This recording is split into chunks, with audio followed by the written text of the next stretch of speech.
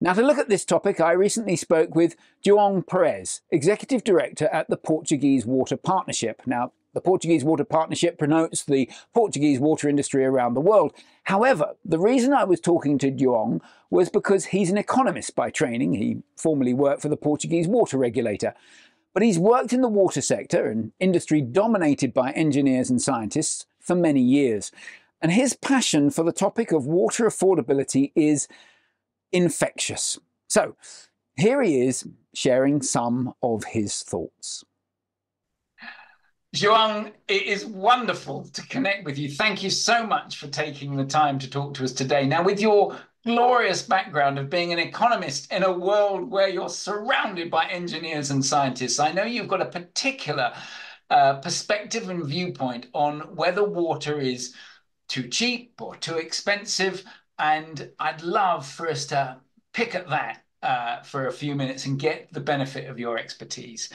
And I think the place to start is maybe the Adam Smith water diamond paradox. What can you tell us about that?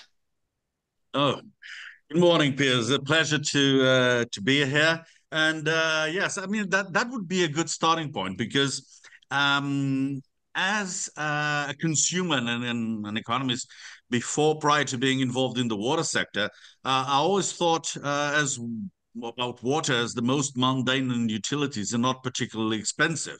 And over the years, my mind has remained the same, even though having been more involved in the water sector. The second issue is that most water sector professionals also agree water isn't that expensive, actually fairly cheap as a utility service. So what's the problem here? The problem is that frequently people who are making the decisions about water tariffs think they know what the common citizen thinks about water services. And that explains a lot of the political resistance to having normal water tariffs around the world. And then you have all these discussions about the value of water, as if there was some sort of mystical, almost religious thing to it. Well, in Economics 101, you quickly learn, well, the paradox was that value mentioned by Adam Smith is the contradiction that although water is on the whole more useful in terms of survival than diamonds command a higher price in the market. And this was fairly easily explained when you talked about the interaction of supply and demand.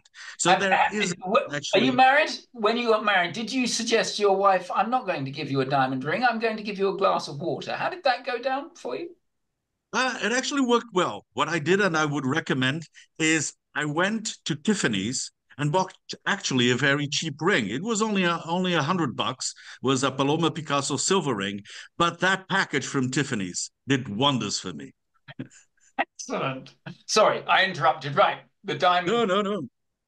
Absolutely. Now, where we do have a bit of a paradox is what we see here happening in Manila. Here you have young children who don't have access to proper water services, paying, using the conversion, the equivalent of 10 euros per cubic meter to have access to water.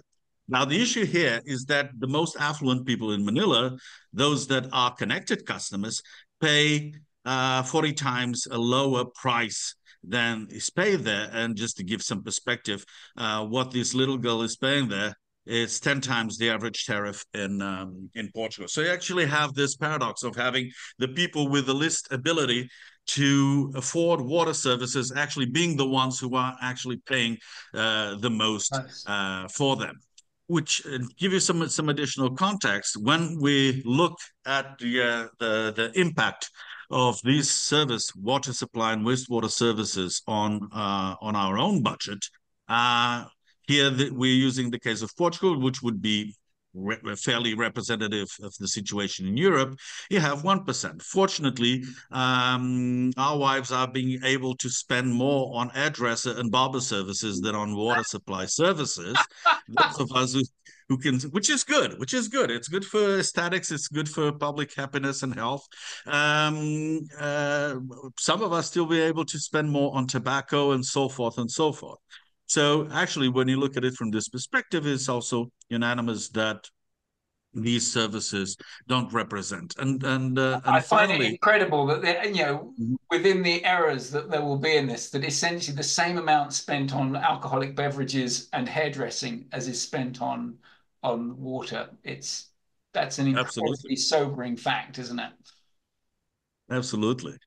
Okay, so with all The of that, I have to ask, so what would perfection look like? What should we be shooting for? Um, Mhm. Well, I have a very specific proposal. I think we should all become Scandinavian. Okay, what do I mean by that? Either Scandinavian or British, in the sense that what we have here is the per capita consumption in different European countries of bottled water measured in liters per year. Okay, there you have countries, the intensive consumers are countries where there have long been traditions of mineral waters and spas and all that. You know, think of Empress Sissi going to San Pellegrino to have a bath. So you have there countries like Italy and Germany with very high levels of bottled water consumption. There you have Portugal with 122 liters per capita.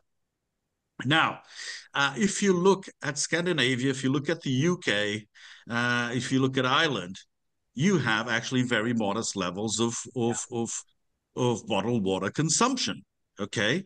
Now, I do not have a problem if you want to have bottled water because you love the fizziness of a San Pellegrino or the fine bubble of a Perrier. But in many instances, people are drinking bottled water either because the traditions and regulations when it comes to restaurants allow them to refuse the selling of tap water, which is very frequent in Portugal and Spain, or people are still afraid or unaware of the high quality of water, of tap water that they use. So, you heard it here first. Be more Scandinavian.